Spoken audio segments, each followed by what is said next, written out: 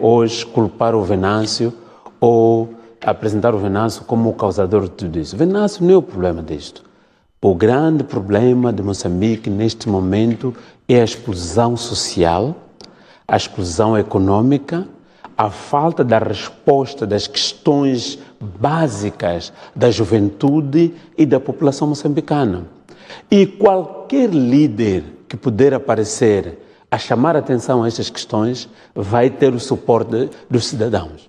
É claro, o Venâncio é um amigo pessoal, é uma pessoa carismática, inteligente e tudo mais, não lhe tiro mérito em relação a isso, mas ele encaixou-se num contexto que já estava preparado para explodir. E está a explodir. Eu penso que qualquer governo, seja o governo que está agora em exercício ou qualquer outro governo que vier no futuro, se não olhar para as questões sociais, não olhar para a juventude, não olhar para as questões econômicas, isto vai explodir. Porque a realidade é esta que nós estamos a ver.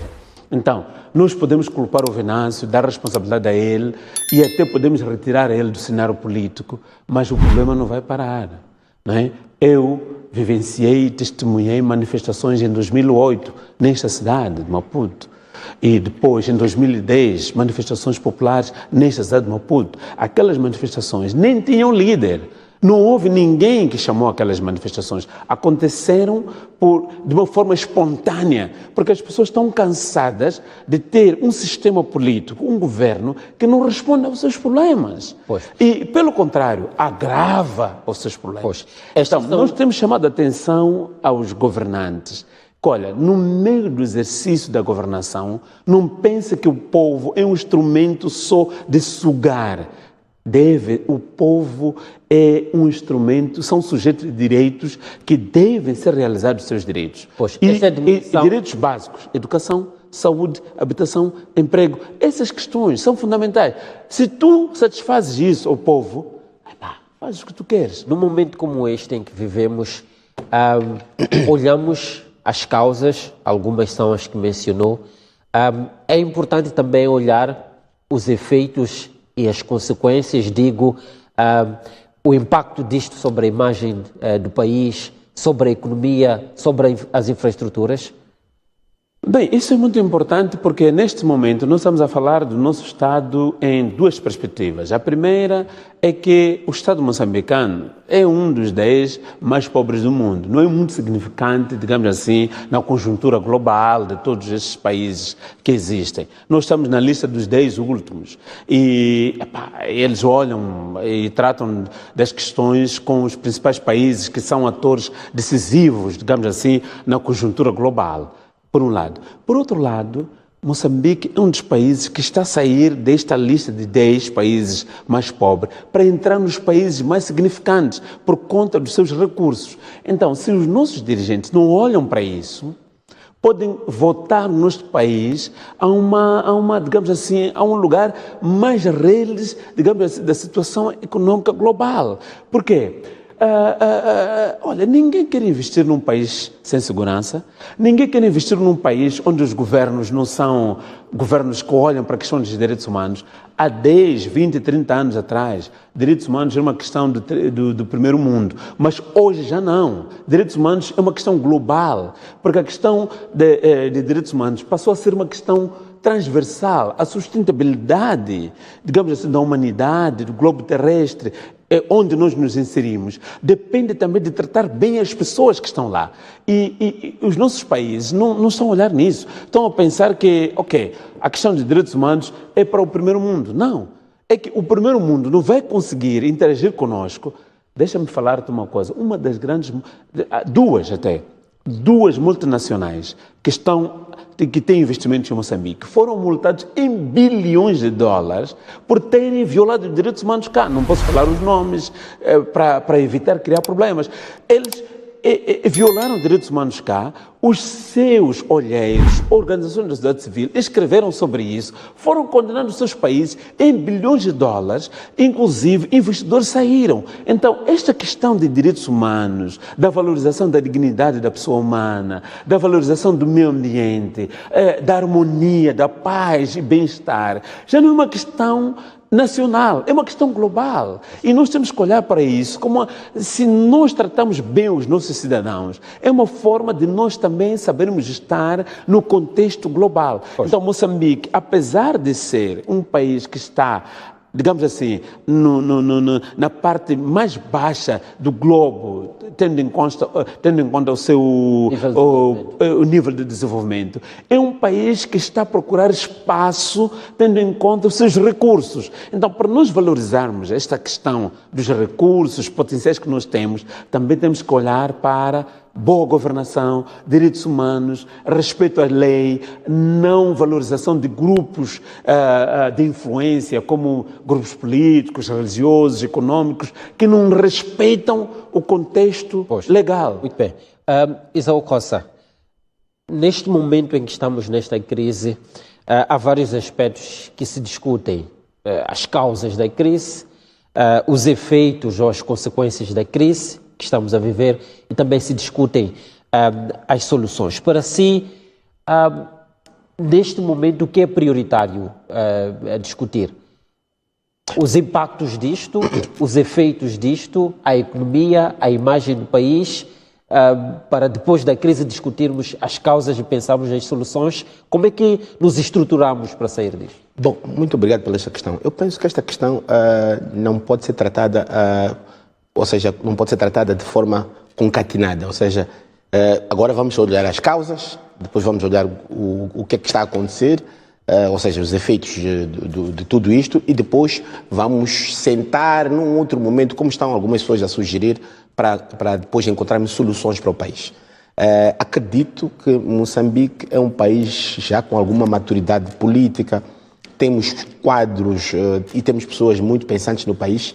É possível olhar tudo isto em simultâneo e de forma séria e eclética. Por que eu digo isso? Porque se por um lado tenho chamado muito a atenção para a questão das causas, é que sinto que há uma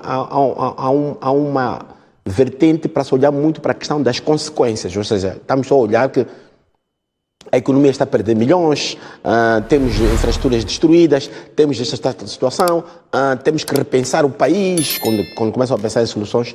Eu penso que tudo isto pode ser analisado de forma concreta.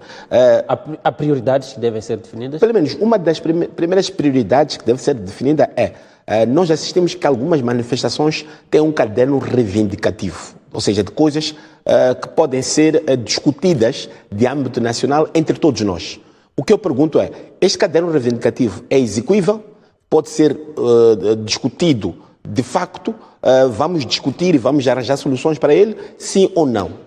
E isto tem que ser discutido agora. Ou seja, é preciso deixarmos claro se realmente aquilo faz parte da pauta nacional ou não. Porque se não faz parte da pauta nacional... Antes da promulgação dos resultados? Muito antes da promulgação dos resultados, porque a ideia é deixar claro se vamos discutir estes assuntos ou não. Por exemplo, um dos assuntos que não quero calar, e nós temos estado a acompanhar, por exemplo, nesses dias vimos comentários de membros que fazem parte da Comissão Nacional de Eleições, é como é que está efetivamente esta estrutura de STAI CNE, e já temos estado a falar muito, e se esta estrutura, assim como está, é católica para o país. Quer dizer, é muito triste que, se a gente for a voltar agora, recuar ao tempo, 2019 tivemos perante a mesma situação, paralisações, o país já perder, porque no final do dia quem perde não são só as forças políticas, não é o governo do dia, é todo o país, é a imagem do país que passa para todo mundo que 30 milhões de habitantes ou 33 milhões de habitantes são incultos, são selvagens, porque esse tipo de expressões são expressões que depois passam para os outros. Ou seja,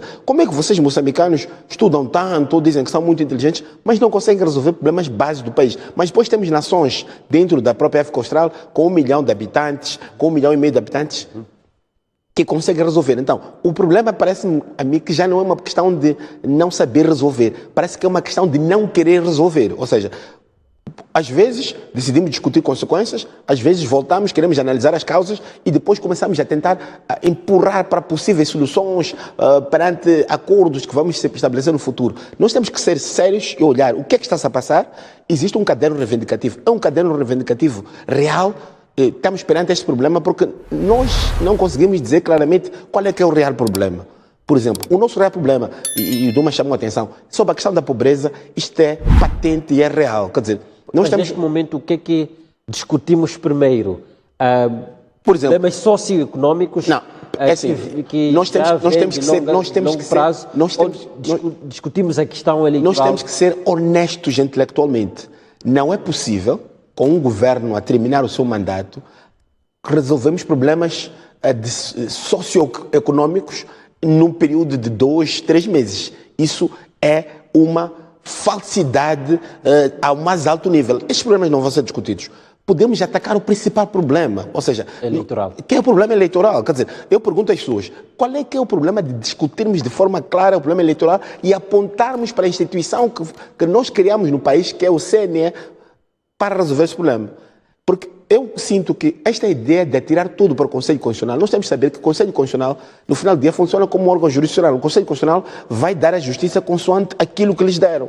Então, o Conselho Constitucional vai decidir com o que tem. Exatamente. Não podem pedir milagres do Conselho Constitucional. Eu costumo perguntar, como é que evitamos que entremos no caos antes dos resultados saírem, para podermos depois discutir estes problemas que o Esaú dizia, são questões de longo prazo, problemas económicos e sociais e etc, etc, todas essas questões que aqui levantávamos.